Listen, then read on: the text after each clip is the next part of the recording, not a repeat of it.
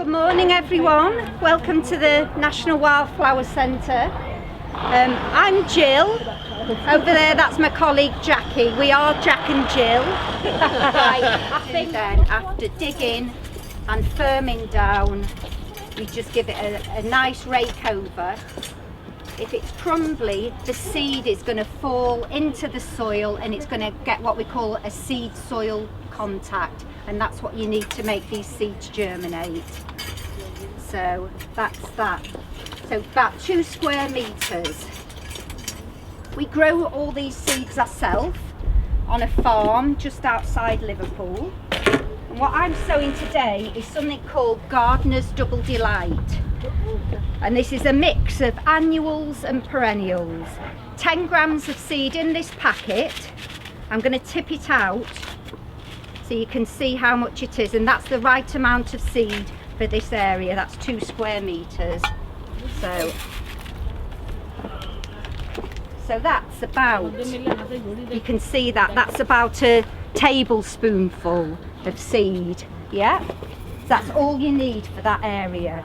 Now that's quite difficult to spread. If I was to sprinkle like that, it would take me ages and I'd probably do it all wrong. So what we have to do is something called bulk up the seed. So your mums and dads can come and take some of the sand from your clay pit, because that's the best sand to use. You don't want a salty sand, you want what we call a silver sand, which is a fine sand. So I'm going to use about that much. Then all we do is give this a mix up. So all the seeds now are distributed through that, what we call a carrier. And this is a carrier to spread your seed. And the thing is with this carrier, it's a light colour and your soil is dark. So you've got a good, you can see where you're going with it. So you're not guessing, you can actually see. And the best way to spread it really is, I say, throw a frisbee. So just get a handful like that, as if you're throwing a frisbee. What I'm trying to do is get an even coverage, and the light colour of the carrier shows me where I've been. I think I've not done as much there. Get a bit more in that bit. Over there where I stood.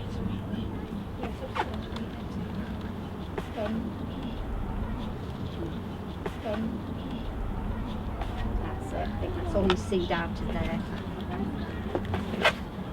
Okay, so that's it. Now all you have to do now is just leave it. You don't bury it, you don't dig it in anymore. You've sown it on the surface and you just leave it. Now it needs 3 things now. It needs water, it needs light, and it needs heat. And it's going to get all those from the elements. Once you've planted wildflowers in your garden, you must treat them like any other plants. So if we get a day like today, perhaps 3 or 4 days without any rain, you would have to water them, otherwise they would die. People say, oh well, why don't they die in the countryside? Well, they do. It's just that perhaps there are a lot more of them. You would notice it in your garden. So what you would do, either with a watering can or a very fine sprinkler on your hose, is just water it, and then the heat and the light are going to germinate that seed fairly quickly, and then that's it. You just leave it. What will happen over time is that this bran will it will blow off, but the main thing is that the heavier seeds now are in the soil. The 2 types of seed in that packet that we've planted today, that was it. We've got a mix of annuals and perennials. Annuals, the ones we use are cornfield annuals. These are the ones that are used to growing in the farmers' fields. And we've got some poppies, marigolds, cornflower, corn cockle and corn chamomile. And they germinate. The seed is already in the soil in those farmers' fields. And each year, as the farmers ploughed the field, they turned the soil over, and that's what makes the seed germinate. It was already there. The same in Flanders fields with the poppies. The soldiers churned that mud up that already had the seed in it, and because of that you got that flush of poppies in the Flanders fields during the First World War. So the seed is already there. All you're doing is sort of mimicking that, but you're sowing it. So I always say the best time to sow annuals, half of that mix is in the spring. The second half of the annual mix is of the seed mix is the perennials. And perennials are a little bit different. You can sow them in the spring or the autumn. We've obviously sown them in the spring. And what they're going to do is they're going to grow this year. They'll produce plants, but those plants won't be mature enough to produce flowers and seed until the second year. So this year, from this display, we will see the annuals, we'll see the poppies and the cornflowers. They will flower because they're annuals, and the perennials will just grow as small plants, and then next year the perennials will flower. And the main difference is once you've established perennials in your garden, all you have to do is just cut them once a year and they'll keep reproducing. The annuals won't. The annuals, what they say, they're annual, just 1 year. And to get them to come back, you'd have to disturb the soil each year. And you can't do that once you've got the perennials in. So annuals and perennials you only get in the first year growing together. So that's it. It's easy. The main thing is just surface sowing. Has anybody got any questions? Yes, so Yeah. we're pestered with the magpies and all that. Oh, yeah. Do they take fancy to the seeds? Or do you want to see them? Right, birds will eat seed Yeah. until it germinates. Once the seed germinates, they won't touch it anymore. So this size area, I would say, if possible, just get a bean net or something and just net it off until it starts to germinate. And once it germinates, the birds won't touch it then. But yeah, there is a danger, especially with something like that in your garden. They're going to think, yes, Yeah, see food. something different, you go Yeah, down. yeah, Investigate yeah. something. They will eat seed, but not once it's germinated. Yeah. And what about, I've made beds in my garden, Yeah. and I've realised I've sown the seed a little bit wrong already. But what about weeding? Because even though like I turn the soil over, Yeah. I don't know the difference between what are going to Yeah. be weeds that I don't want and which are the ones I do Yeah, want. okay, right. What I say to people is that in your garden you will know what your weeds look like. I do in my garden. Yeah, and you know what they look like. So in the area, if you see those coming up, just pull them out quickly.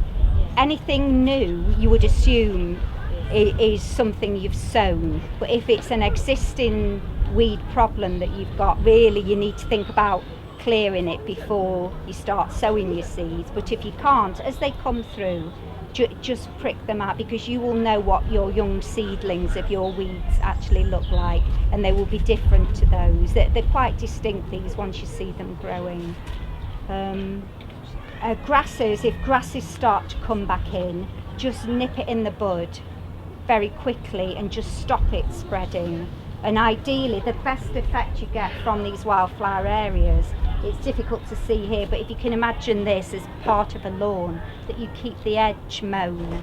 You just keep a nice, neat mown strip of your grass, and then you've got your wildflower areas. We do it at that side of the centre, so you can have a look to see how it should be done. I've got one more question. Yeah. I've actually got a yard. And Yeah. Can I actually put that in pots? Yes, you can, yeah. Would I use all of that, or would I use just half of that packet? Right, for pots, I would say choose just an annual mix. Okay. And the key is with pots, probably a little bit deeper than that. That would be, I would say, too shallow to Okay. take annuals. Annuals, they have really good, strong root systems. And if your pot is too small, whatever comes up is going to fall over. So we've got some big examples there of pots, and we do those. In that pot, I would sow for a show probably about 5 grams. So that packet, you will get 2 of those big tubs or big planters, but I would say it needs to be at least 2 foot deep, and just fill it if you can with a rich compost.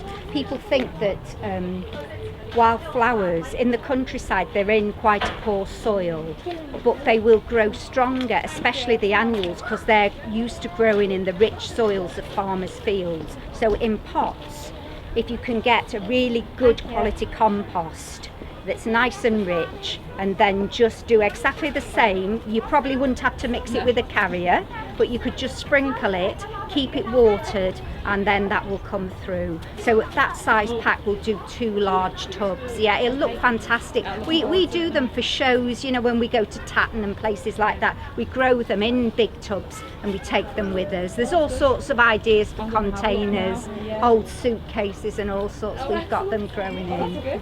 Yeah. I haven't got a garden. I thought, you know, everybody has lovely gardens. I thought I can have it in my yard. Yeah, that's why deliberately we've done those backyard displays. Yeah. Thank you very much. Yeah. Right. Yeah. Okay, you're welcome.